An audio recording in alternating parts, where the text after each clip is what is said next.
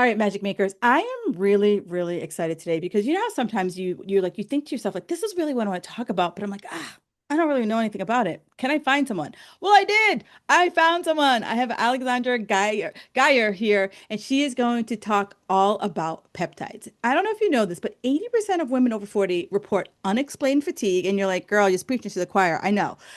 Unexplained fatigue, stubborn weight, and those random cravings, they're doing all the right things. I know that because we've talked about it all the time, but you're not lazy, you're not broken. There is just so many whirlwinds of hormones, metabolism, everything is just out there trying to feel like it's keeping you down. Well, today we have Dr. Alessandra here, and she is going to talk all about how to decode the signals. We're going to talk about peptides, what they really are all about, and are they safe, all that good stuff. So, welcome to the show, Alexandra. Thank you so much. I'm so happy to be here. Yeah, and it's like, I feel like so I know that GLP-1s have been around for a while, but they didn't really come into like the vocabulary until like I would say in the last 5 years that more people like if you say GLP-1 now, most people are like, oh, I know what that is. Where 5 years ago, someone would be like, gee, what? So, do you think that was kind of like the catalyst for the rest of these kind of like peptide uh Absolutely. Yeah, and that's such a great question. So the GLP-1s became popular, and we found out that GLP-1s are actually just peptides. And peptides are just a short chain of amino acids. So most of the communication in our body happens with signaling proteins that tell one part of the body to do one thing and communicate between different parts of the body. And peptides are just shorter signaling proteins that enhance some sort of function in the body. So the GLP-1s are a complete smash. And we then started to tune in that the bodybuilding community has been cooking up all these other peptides and has, been working on a whole bunch of other functions that we didn't know could be optimized or enhanced. And certainly the GLP-1s made us pay attention a little bit. Mm, And, we talk a lot about hormones, how right. we know that in our 40s, hormones start to shift. The production of hormones starts getting down regulated. And especially our bodies as women, we are unfortunately optimized to reproduce. And it's only in very recent human history that we've started living much longer than the Yes. window. So we know, and we've talked about this so much over the last decade or so, that our hormones start declining after that fertile window. But also, all those signaling proteins, all those peptides that your body naturally makes, they're also Ah. down regulated. So your body is always trying to conserve energy. Yeah, yeah, yeah. And your natural peptide production, which we produce thousands and thousands of them, but it really starts getting down regulated after 40. So you're not only losing the support of your peptide, your hormones, you're also losing some of those positive signals telling your body how to work optimally. Yeah, it's interesting you talk about the, bodybuilding community, because I was a former competitor. And the first thing that I know that pops into my head when you think bodybuilding community, you think steroids, right? So like most people are like, oh, I don't want to take steroids.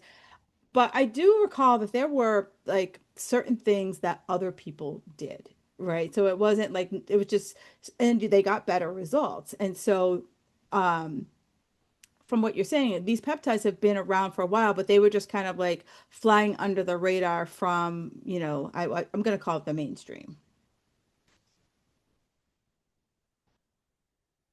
Yes, absolutely.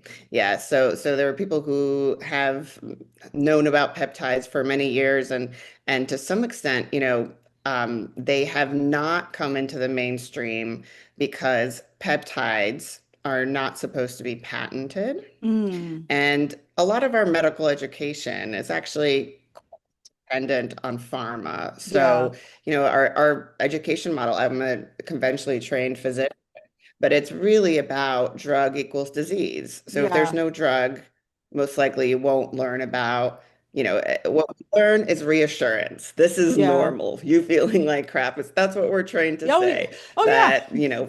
done well is normal. Yeah. So, but now it's really exciting because we do have all these other tools that can actually help people to function at their optimal health level at any age and really have some of that function back that we might be losing.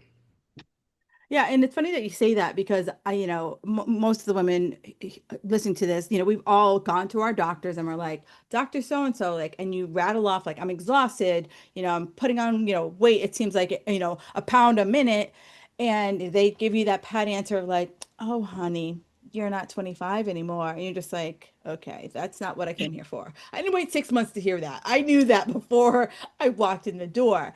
And so, we're as a woman, we're expected to just like suck it up and just be like, go with the flow.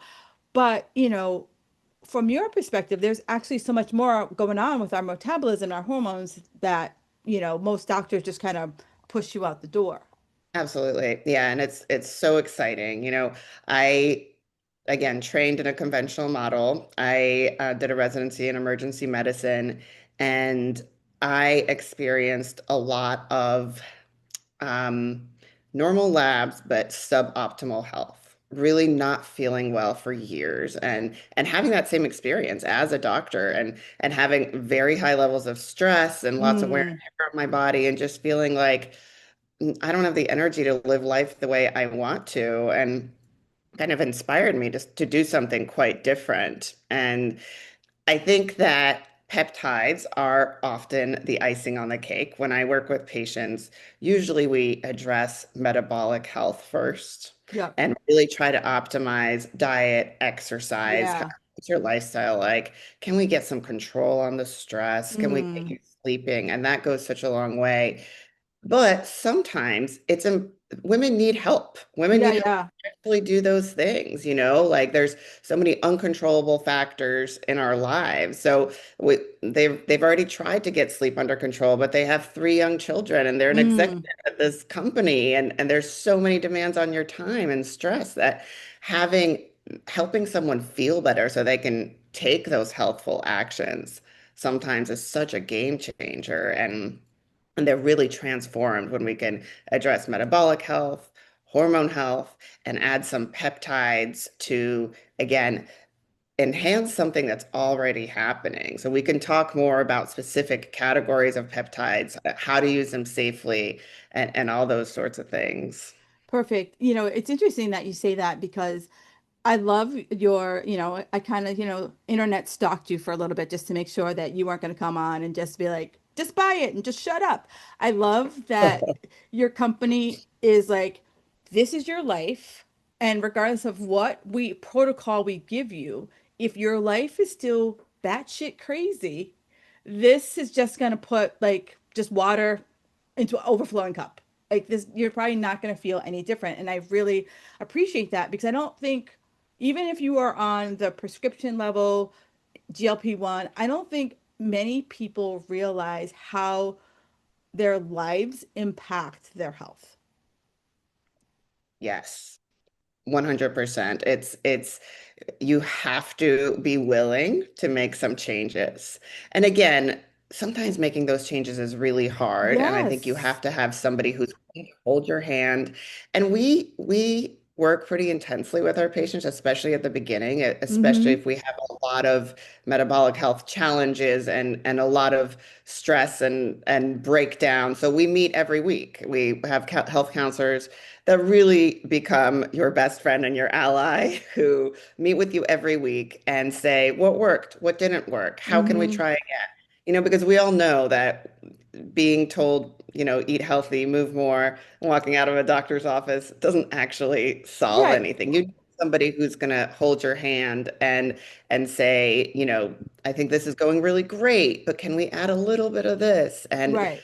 okay, it's too hard right now. What can we do to make that easier? How can Mm-hmm. we give you the proper nutrients, peptides, hormones to make some of those healthy choices a little bit easier? Yeah, and you're right, because it's like we've all gone to the doctor and we've all heard the, eat less, move more. And then you do your best not to roll your eyes in front of them, right? And you drive home, you're like, that was a waste of fucking time.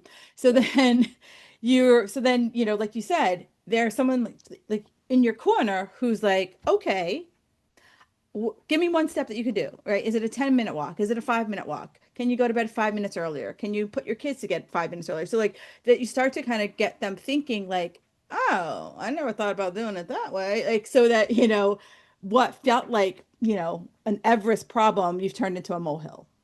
Exactly. Yes. And I think especially for women, Yes.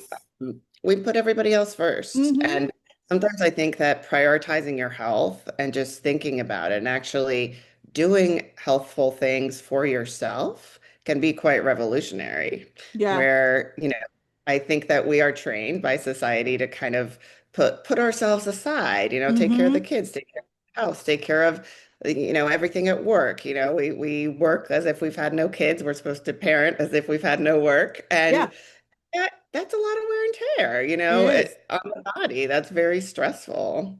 Absolutely.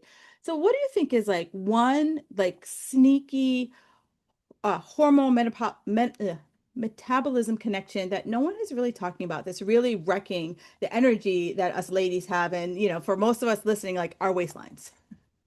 Right. Yeah. So, I think metabolic health is this also sort of this Big buzzword word. that, Yep. uh, yeah, that's come up over the last few years. And again, it's part of this bigger problem where we've all seen those maps where Americans have become quite obese over the Yeah. last 20 years. And it's not like it's just a few people. This has happened all over the country to a large population of people. And the way we responded to this, again, was as you said, to basically blame the victim and say, eat less, move more. And there's a lot of factors that kind of created this problem. One is that food science has really evolved over the last 20, 30, 40 years, where we've created these hyper palatable foods Yes. foods where they hijack your Oh brain. God, You yeah. are not able to stop eating. It's not a willpower problem. It's not that that person can do it and you can't. It's No. literally hijacks your They brain. have So whole departments that are like, that's their main job. How do we turn this into crack? Like, exactly. Yeah, and they take a lot of tactics from the cigarette oh industry. yes. It's how do we get people to be physically unable to stop eating these products? So our brains, our bodies are getting totally hijacked, Yeah. and that is, then we hold on to fat tissue, and Hmm. fat tissue itself is actually like an organ onto itself in the body, and it releases inflammatory cytokines or these signaling molecules that actually cause more inflammation. They actually can produce more unhealthy estrogen. So just holding on to fat tissue can really dysregulate the way you're processing estrogen, can make a lot of women estrogen dominant. Yeah. So women who are estrogen dominant will have heavy periods, will have a lot of cramping, will be prone to fibroids, endometriosis. And that just means so usually estrogen and progesterone should be in balance. But again, because we're eating these inflammatory foods, we're holding on to more fat tissue, we're producing more estrogen. And then in order to produce progesterone, which is the calming hormone, we need the same products that cortisol is made out of. Mm, So especially women who are under high stress will not be able to produce right. enough progesterone. So again, that estrogen dominance, and progesterone is really the calming hormone. So it's the hormone that helps you feel calm, be resilient to Yeah. stress. So it's all sort of tied together. And I think addressing metabolic health is really foundational for hormone Yeah. health, everything else. Um, and it's actually simpler than the diet industry has made it sound for the last 30 years. There's so many books and diets and Yes. this and that.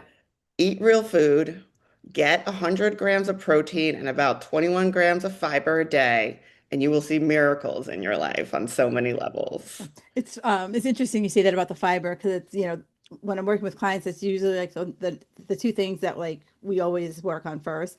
And so many people will tell me like I was like, "Oh, how often do you go to the bathroom?" And they're like, a couple times a week." And I was like, "Oh, good Lord." I was like, fiber stat. And then the first thing that comes to people's mind is like Metamucil. I was like, do not put that crap in your body. I'm like, I want you to have like some broccoli, some beans, like something with like a high fiber content. I'm like, you don't want grit in a cup. Yes, exactly. I know. It's the life of convenience where we've been trained again away from whole foods, away from Right, real solutions, and part of that is the speed of our lives. We're moving right, so fast that but going back, you're exactly right. I mean, and it yes, so you need to be having bowel movements to excrete the bad estrogen that's still hanging around. And you need the fiber to feed your gut microbiome, which is also so important for everything that we've talked right, about, for your right. overall well-being, for your metabolism, for your hormone balance. Right, because if women who are listening to this in our 40s, like if we had a cough, we just have an antibiotic like with a piece of gum. And so, God knows what our guts are looking like right about now. Yes, absolutely. So as you made this like shift from here you are, in my mind, I'm thinking like Grey's Anatomy, like Totally. right. So you're Meredith Grey in Grey's Anatomy, and you're like, I'm done with Seattle Grace. And so now I'm gonna move over here to Peptide 101. So what was the shift? Like what was it like kind of like, you know what? I'm done. Like this, first of all, clear the stress. Like I can only imagine like every minute like you're on. Like it's not like, mom comes in with a little kid with a flu. Like there's like, serious things can happen back to back to back.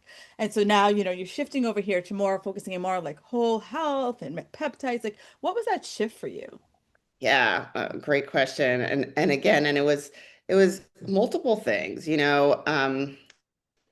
I went to medical school with this deep desire to be a healer, to help Mm, people feel better and to thrive. And I found that through my medical education, my residency, that's actually somewhat beaten out of you, where the system, and I never want to bash conventional medicine. We've made incredible progress and we're able to save lives and cure cancer and do all these other things.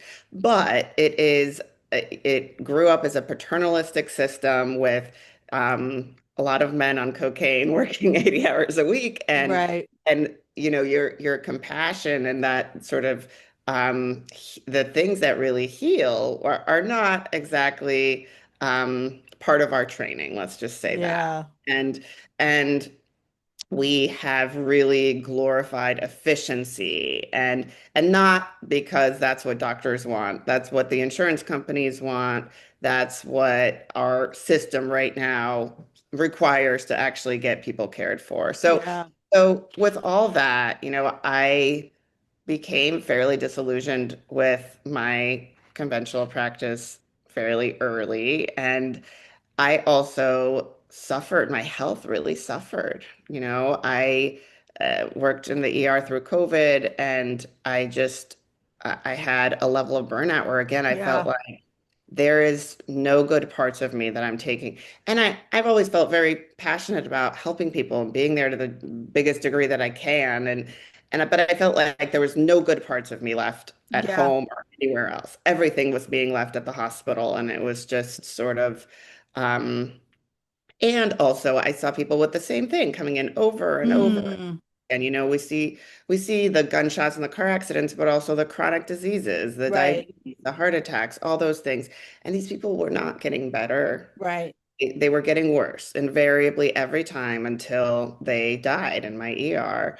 And as I myself started to learn more and research, partially for my own health and partially out of just interest, I knew that if I could reach those people 10, 20 years ago, before I saw them in the ER, they could have completely different lives. Yeah. Yeah. Yeah. Yeah. Yeah. Wait. So it was actually kind of serendipity where I met an older physician who had an internal medicine practice that happened to have a weight loss program in it too. And we were having a conversation. He said, "Hey, I want to retire. Do you want to buy my practice?" Oh, And wow.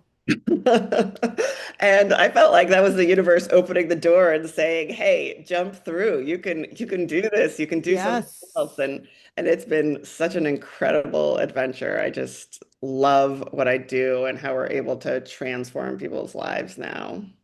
No, I like that because you're right. Especially in the like heart space, right?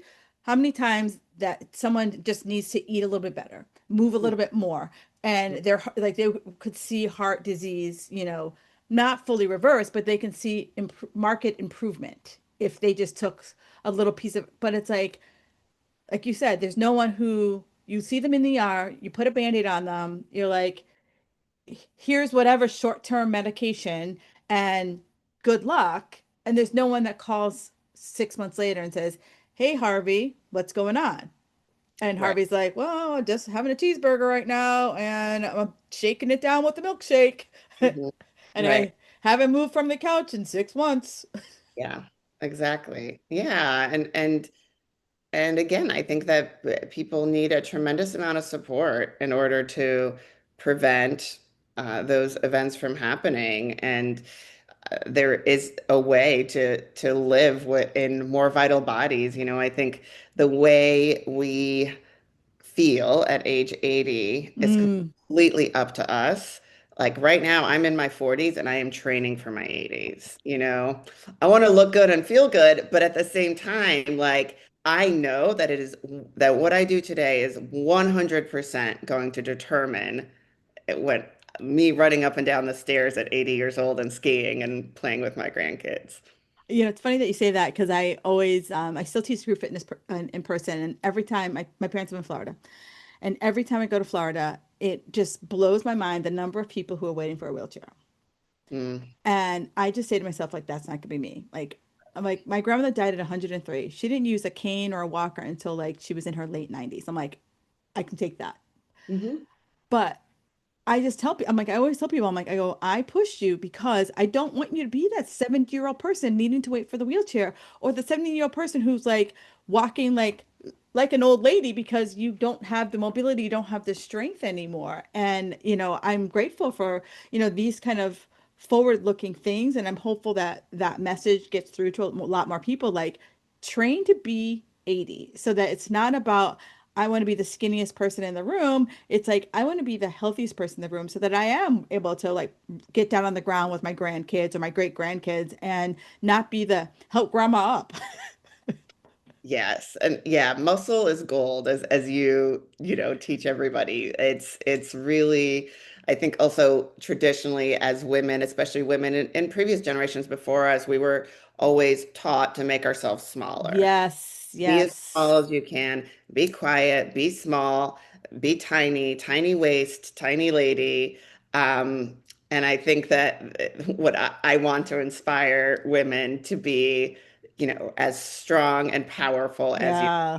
This is our time. This is the time when we have our voice and we have our bodies. And I really think that this whole brainwashing of restriction did so much damage to us as women that I hope that my generation and future generations will step into our strength and really see how powerful we can be. Yeah, absolutely. So let's dive into peptides because I'm sure, now that I've said it, and those of you guys that listen to the show, you'll start to see the ads pop up on your phone. So I apologize. But, I know that I've seen so many. So let's just go one on one. So we know that now we found these peptides are what kind of really helps us kind of really unlock our hormones. But can you break down like why they've been such a game changer for energy, fat loss, and all the things that, peptides can bring to the party? Yes, absolutely. So again, peptides are just these small chemical messengers that again we start to lose as we get older. And I think of them mostly in five categories. So the ones that are most popular that people are talking about are the exercise, body composition, performance enhancing peptides. So there are peptides that can increase our natural production of growth hormone. Mm, So every peptide is like the first domino in a chain. So I think all of us over 40 remember dominoes. So yeah. they actually stick around for a very short period of time in our bodies. They don't have to be metabolized through the kidney or the liver like drugs. They actually break down to amino acids, which are digested like food. And Mm, they knock over that first domino in a pathway that will do something that is healthful or helpful to our bodies. So it really depends on what your goals are, but the peptides that help with body composition are the growth hormone promoting peptides. So one of those is Sermorelin. That some of them are FDA approved. So Sermorelin is FDA approved. It was actually FDA approved for children with short stature. oh, Yeah. And but then they stopped making the drug because it was, I guess, not financially feasible. But yeah. it is a small injection that goes right under your skin. And that one we usually give at night after about an hour after your last meal. And it increases the amount of growth hormone your body naturally produces. So growth hormone is really important for, of course, muscle growth, muscle maintenance, but also sleep. Yeah. So women who are having trouble with sleep and perimenopause, which is so common, and having trouble putting on muscle or having trouble maintaining enough energy to do the workouts that they need to, these have really been a game changer. And there's a few others in this category. I mentioned Sermorelin. There's another one called Tesamorelin, which is also FDA approved for HIV patients who have visceral adiposity. So basically, they have too much fat around their organs, which can happen Mm, due to certain medications. But that has been spectacular in women who are already mostly healthy, but are just holding on to a lot of weight around the belly. That's kind yeah. of that that fat around the organs, taking that for a short period of time really just melts that fat and helps you put on muscle.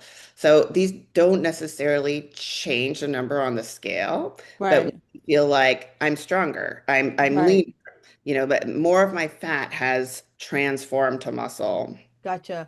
Now, are these, uh, I'm on it for life, or are these a little bit more of a short-term They're solution? always a short term. So Nice. all peptides, not talking about the GLP-1s, but all these peptides that we're discussing, they're usually cycled. Mm, So we enhance a pathway in the body for a period of time. And again, sometimes when people are doing something very athletic and are ready to make a push to really build muscle, we'll do this for 3 months. gotcha.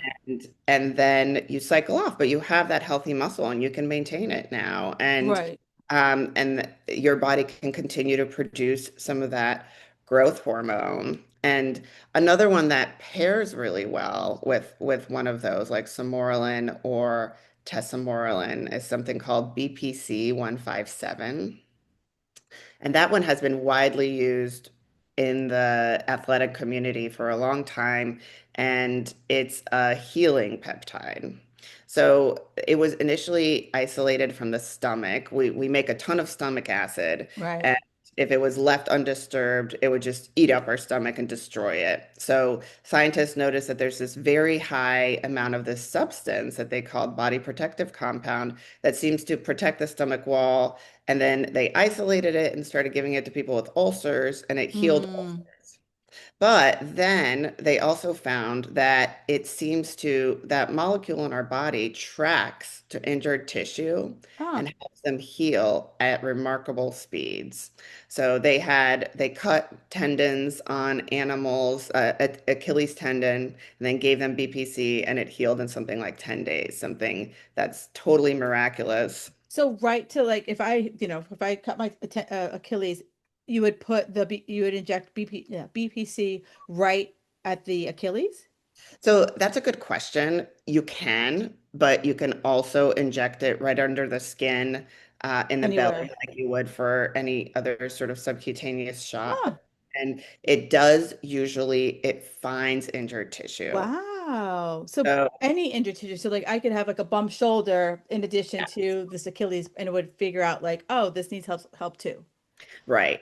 And it's super helpful for recovery from exercise. Yeah, yeah, yeah. And So it's gentle. None of these right, things are like a sledgehammer. This isn't kind of like the drugs that we may be used to. I think they right. are somewhere between supplements and medications. But people, we've just, in my practice, we've seen remarkable changes Yeah. with BPC where women were like, I could barely get up to do my workout twice a week. And now it's the highlight. It's the highlight of my week. Right, right. Can't wait to work out. I actually feel so good afterwards.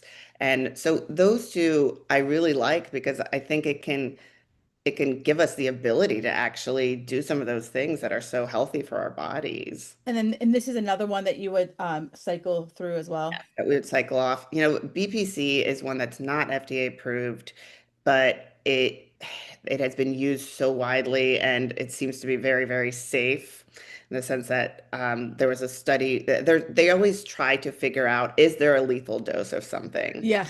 And so they did this study with animals where they were trying to figure out what is the lethal dose. And basically, they ran out of drugs before anything bad happened to the Right. animals.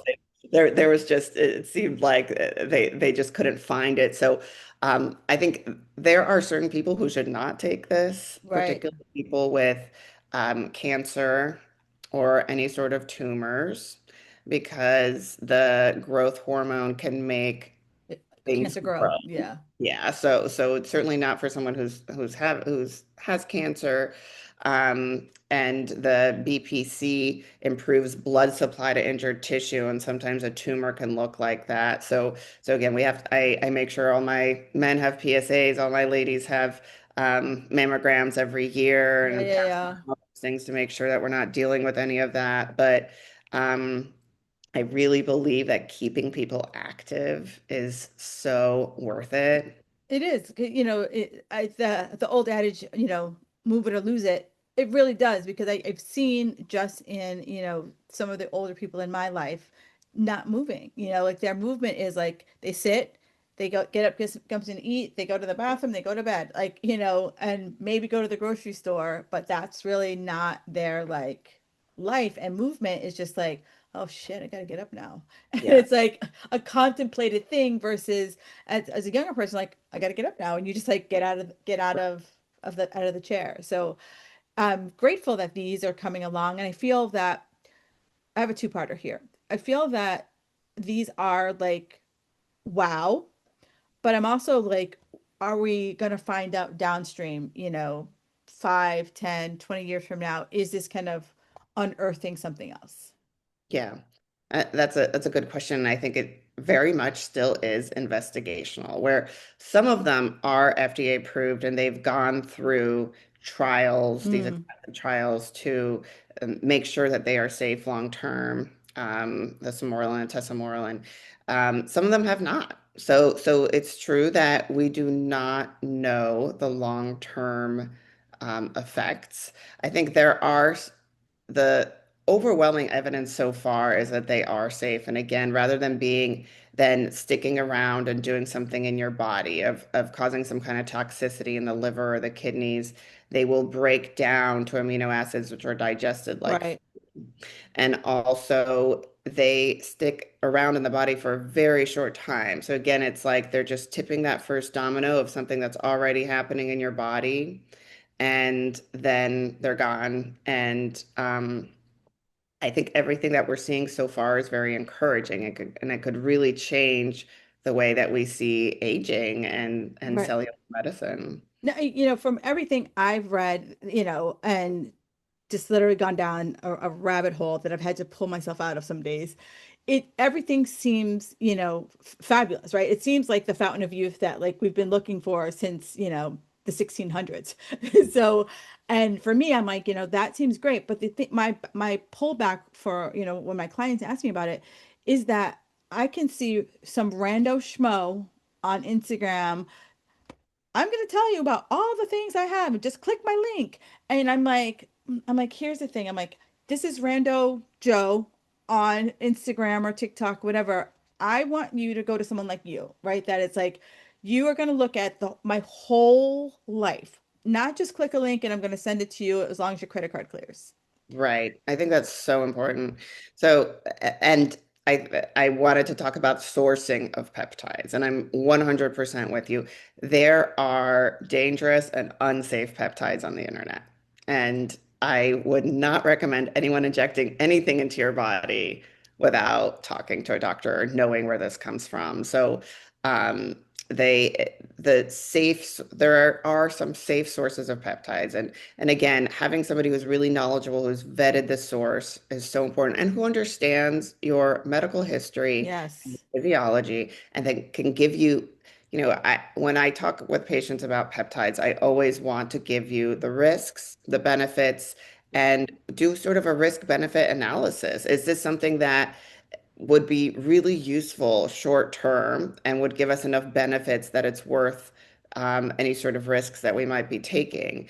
But again, the way peptides are made, it's possible to, for the people who are making sloppy peptides, they're often something called lipopolysaccharides get made with them, and those are highly inflammatory and will do a lot of damage in your body. So any peptide that someone is taking should be tested for what's called endotoxicity and for sterility. Of course, you don't Mm, want to inject anything that you don't know is sterile. So I think there's a lot of sources that are unfortunately unsafe that we don't know what's in them. But there are also now luckily, there are reputable sources that have really high safety standards and are doing all this testing. Um, and they're working with physicians to try to get safe peptides to people. But I think that, nothing like this should be undertaken lightly. This isn't just a supplement off the shelf. We have to have a risk benefit analysis yeah. and see in your particular case with your family history, with your medical history, with what you're struggling with it within your physiology. Is this something that would make a positive impact on your health? Right. I love that. And for you, I know you have a practice. Is this practice nationwide, or is it you're in the DC area, I believe? Yeah, we do work with people out of state, more in a health coaching capacity, and we can work with peptides. So we usually would be kind of an advisor to your regular doctor, and Gotcha. of, but we can work with people nationwide, and we can work with peptides, analyze labs, um, and help you move towards optimal health, And I think for women, we've been trained to accept suboptimal health for a long time. Yes. Like this is just the way it is. And, life is stressful, responsibilities are heavy, and we want to make sure everybody else feels good. And we can just sort of slug along. And I think that, my favorite thing about my work is just seeing women come to life and Yeah. really have this revolution of health, of not just how do we help you not get sick? How do we create a state of health? That can be Yes. so juicy, so powerful. And I find that interesting because you're right that like in the traditional medicine, it's just kind of like how do I get you in and out, and versus how do I make you just feel like healthy? Like, so many people are Right. just used to like, well, this is just my life, and they become resigned to it. And I'm like, no, I'm like, you can feel like, I'm not saying you need to bounce off the walls, but like, you don't have to feel like every day is a slog. Right, exactly. Yeah, and I think that's been my obsession and my commitment is how do we create health, and medicine has been so focused on disease and we want to prevent and cure disease, um but aside from that, how do we create this state of health that people can enjoy? And we have incredible tools to do that now. So let's play like symptom decoder ring right now. Okay. And so if, I'm a woman listening to this and you're like, I'm on the edge of my seat. I'm like, all right, girl, you're speaking my language. I'm like, I've been having cravings, fatigue, weight loss resistance. What are like three clues that I should listen to before I'm like, knocking on the door for labs? Yeah. So I think it does depend on where you are in your reproductive age Mm-hmm. and we're mostly talking to women in their 40s and beyond and as we know perimenopause can start at 35 and we can start having all those symptoms and there's hundreds of symptoms of perimenopause. So I think if you are having more difficulty losing weight, if you're having more cravings, sleep is getting disturbed, the foundation is always trying to first optimize your diet, Mm, your getting some kind of movement in your body and making sure you're getting enough of that protein, that fiber, checking on what you can do to optimize your sleep and manage your stress levels. But I think if you're doing all that and things are just not feeling right, then you should absolutely have your labs checked and go over that with someone who understands how to interpret that right, because um, even if we don't work with something like bioidentical hormones, just knowing what your hormone disruptions are can help you move in the right direction, can help you pick up the right toolkit and move towards feeling better. So I think that, if you're trying to eat healthy and there's just so many obstacles and you're still not feeling right, you're tired, you can't sleep, the things that used to feel like a breeze now stress you out to no end. I think that's the time. Get your labs checked and go over them with somebody who can understand and help you decode where you are. Are you estrogen dominant? Is this yeah, adrenal issues? Is your thyroid subtly not working as well as it should be, even though your numbers on your physical are normal? Is your testosterone in the gutter? Is your progesterone in the gutter? You know, it's not just aging. There's yeah. a lot of things that could There's a be lot of going. moving parts.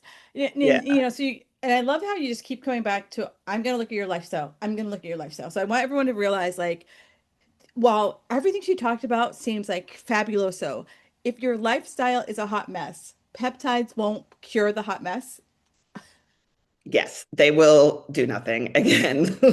And we talked about those two performance peptides that kind of help you maintain your exercise tolerance. If you're not exercising, it will do nothing. Right. So So I'm not going to take this PPC 157 and be ripped just by sitting on my couch. no, you will Okay. not. You will Okay. not. But you may, my hope is that you get the energy to actually do the workouts and try and start to get something out of the workouts and this is not most women. Most women are actually working really Yeah. hard. Well, I feel like by the time someone gets to you and they're Yeah. knocking on your door, they've been like, girl, I have been through, and they probably have like a folder filled of like all the doctors that I've gone to. So like by the time they get to you, they're like, just tell me what to do and I'll freaking do it. Yeah. And, in my head, I'm always like, how do I get to that person who went to their main primary care doctor and their main primary care doctor just ran a THS level Mhm. and refused to do their hormones because they're 33 years old and was like, girl, you good. Call me when you're 40. And you're just Right. like, okay, he said I'm good. And you go home. Like that's the woman that I, feels like need to knock on your door and be Yeah, like, girl, you ain't fine. Like, exactly. Yeah, let's do a whole makeover and it's gonna right. be We need wonderful. more than that one number for your thyroid. Yeah, exactly. And Yeah. yes, I am going to test your hormones just to see Right. where the hell you are. Yeah. Yeah. So, one of the things I hear about a lot are like they call them stacks, right? And so, like coming from the bodybuild world, like, you think when you hear stacks, you think like of your hormone of your steroid stack. So, so when you hear these stacks, like what does like peptide stacking really mean? And is it as effective as, peptide Polly says on the TikTok? Yeah. So it can be really powerful to pair peptides together. And there are several of them that work synergistically. So that means that one enhances the efficacy of the other and they kind of help each other out. They're partners in crime. So I do think that often it is helpful to do more than one at once just to get during that time period as much as you can out of it. So the two that we talked about, the BPC plus something like Samoralin, which is a growth hormone promoting peptide, they work really well together because BPC also upregulates your growth hormone receptor. Mm, So that means that with more of that growth hormone floating around, it can actually bind the receptors. And again, this isn't like injecting growth hormone. This is just right. helping your body make an Natural. amount.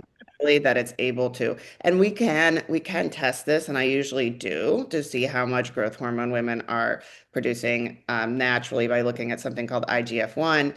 It's not exact precision, but it is a ballpark to tell us, is this something that you might benefit from? Right. So, so they can sort of help each other out. There are a few brain peptides that are really, really cool that one is called Penelion, and it is something that you take for a short time, about 21 days, once or twice a year.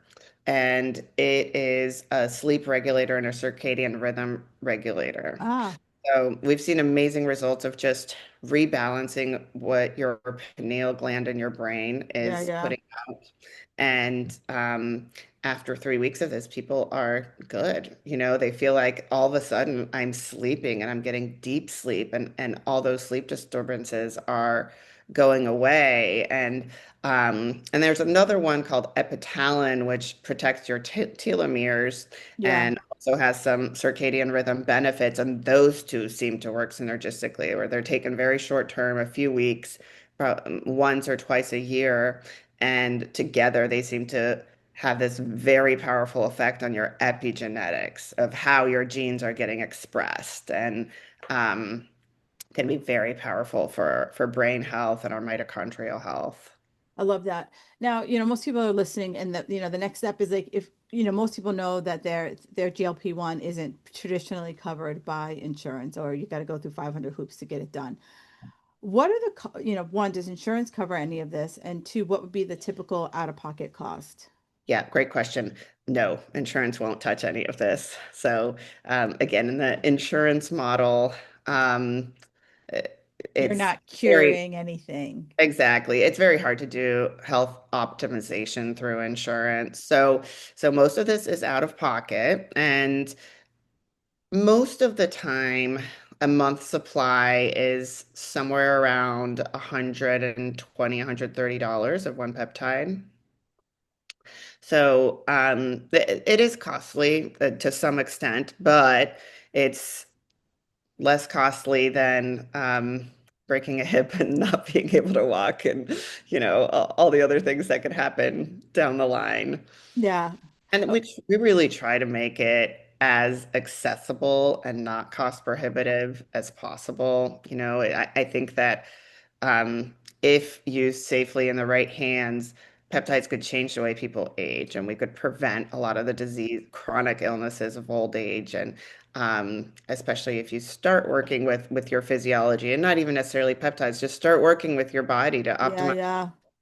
When you're 40, you could be a totally different person at 80. So, um, yeah, Yeah, but I like the way you frame it because I'm looking at the short term. So I'm looking at, oh, so they're saying that I'm going to be on this for 3 months, let's say. So it's like, oh crap, like, wow, that's $600. Like, oh, for $600, like, and then you start rationalizing all the things you could do.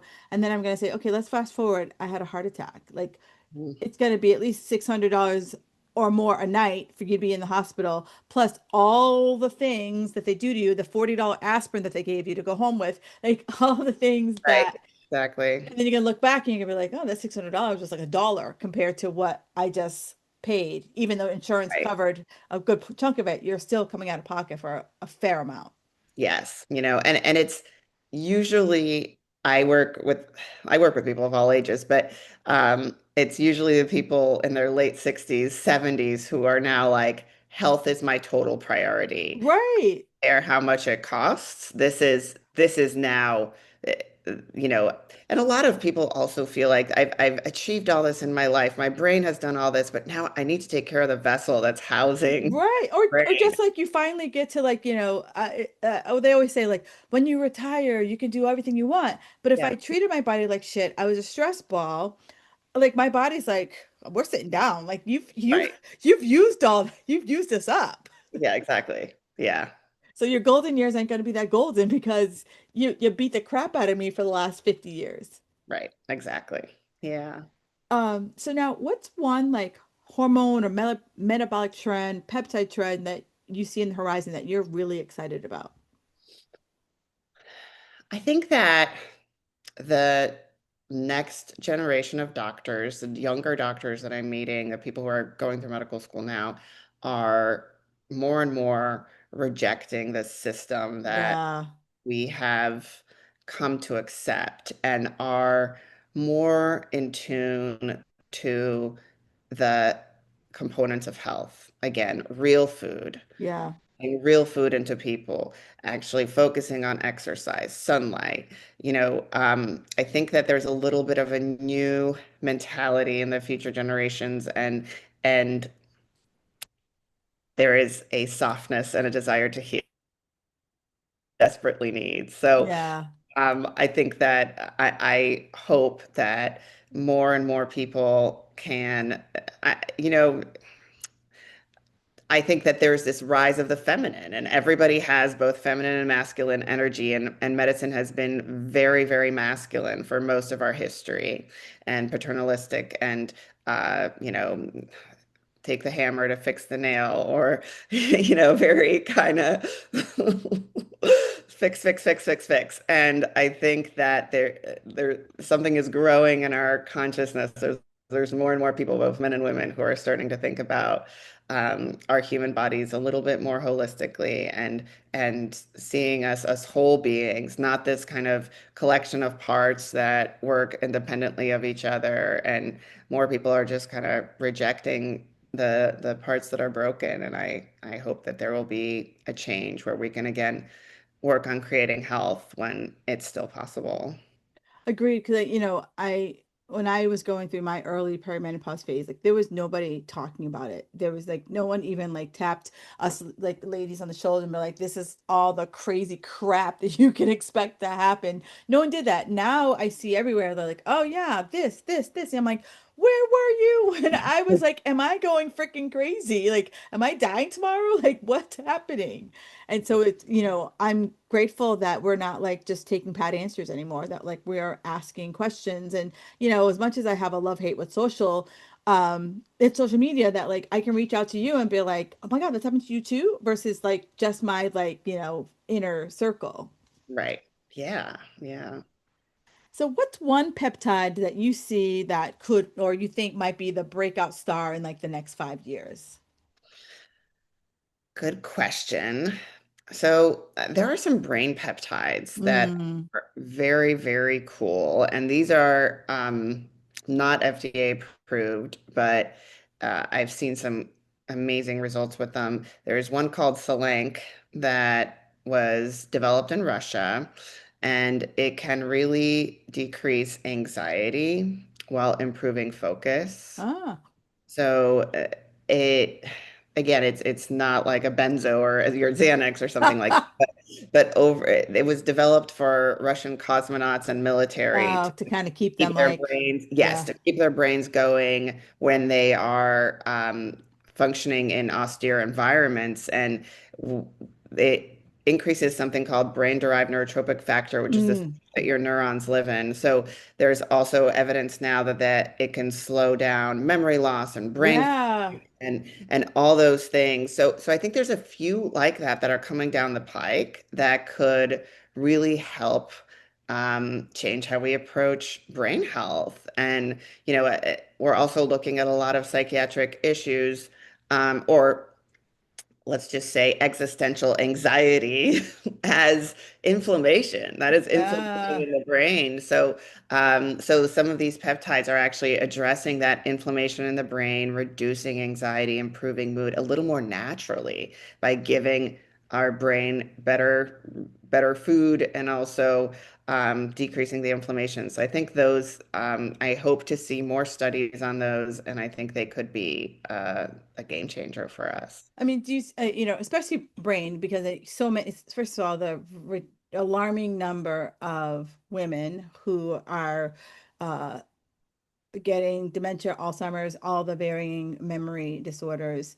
um, and just the crisis that Alzheimer is putting on every country in the world. Do you see potentially the FDA, maybe perking up a little bit on these brain peptides, or is the FDA just so entrenched in the, traditional medical way of how drugs come Right. through.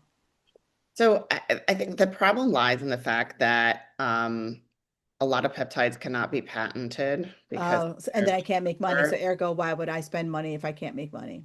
Exactly. So the level of rigor that needs to happen for those clinical trials to actually be approved is not happening.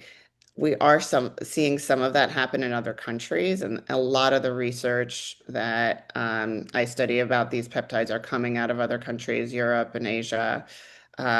So I hope that we continue to see more research and that there's a way to, democratize health, even if there's not Money to a be big made. Yeah. financial incentive for a few Yeah. companies. I worked for a biotech company, like and they're like, there's no money in cures. So like, Yeah, it's crazy. and and if you think about, right now I'm going to say it and it's going to show up on my TV, but like if you think about the amount of money that they put into like Wegovy, Ozempic, like I think every third commercial is one of those commercials. Yeah. And so Yeah. it's like, if I can't make my money back and, I don't know how many billions of dollars he spent on that drug. So they're kind of like, if I can't make billions back, then it's not worth my investment. Right, exactly. Yeah. So yeah, we just have a system that's um very financially motivated. Yeah. So these things are out there, and most of the reason why more research or approval has not been done is just because of not because it's unsafe, not because it can't benefit many, many people. It's just the financial model is not there. Right. And then, as some people can be like, oh, you can blame them, but I'm also like, you and I are business people. Like, and if Yeah. was like, I want to do whatever it is I want to do, and I'm like, but I can't make money at it, like, it just now becomes a passion project. And, Right. which is fine. And I can decide to do it because it's a passion project, but I can also be like, hey, I can't make money. Sorry. Hmm. Right. Yeah. I think that we may need a different lens from the FDA that may not be so tied Yes. to pharma and financial incentives. And I hope that at some point may change. Yeah, I feel you. So, I've learned so much here, and the interest in peptides is now like gone even higher because I've talked to someone who like clearly explained it, versus hearing some guy yell like, "Go to my link." Um, and that there are people out here that are educated, selling this stuff, and I'm grateful that we were able to find you. So, like you said, people can work with you directly. So how do I send them to you? Yes. So I'll give you the link to our landing page where you can schedule a Okay. consultation with me, or you can go to our website, which is thegeyerpractice.com. And Gyer is spelled Gajer. And there's a button there that says book free introductory call. And you can speak to my health educator, Patrick, who's the most amazing and knowledgeable guy in the entire world. And he'll be fully transparent with you of what you can expect, what the costs are, what benefits you might get, and if it feels right to you, you can go from there, and we can have an appointment and figure out how to upgrade your life. And I ask everyone at the end of every podcast, what's one thing that makes you feel magical? Oh, that's such a good question. So I think watching these transformations that we've talked about absolutely makes me feel magical, especially after practicing in a setting where I saw a lot of death and disease. Mm, Watching people that I work with be lit up about life again and feel so confident, so happy. I got a text from somebody today who was like, "Gosh, I'm on the beach with my family, and like everybody's just complimenting me, and I feel so good." And that those are magic moments for me, yeah. and I really love that I can bring some of that into the world. No, I love that. And on the socials, where can people, stay in touch with you on the socials? Yeah, so we're also at the Gyer practice. It's Gajer. There's a J where there should be a Y, but it is at the Gyer practice on Instagram. Great. And guys, don't feel like you have to memorize the spelling of our last name. I will put all of these links in the show notes for you to just make it easily accessible for you. But thank you so much, Alexandra. This was just such a great conversation, and I really learned a lot. And you were like really simple in explaining it versus, it's really easy to geek out when you talk about this. But thank you so much for making it really simple and easy. And Magic Makers, if you learned something today, do us a favor, screenshot this and tag your aha moment and post it on the social. We would love to know that you walked away with something. That's the goal of the show. All right, I will talk to you guys next week. And again, thank you so much for being on the show. Thank you.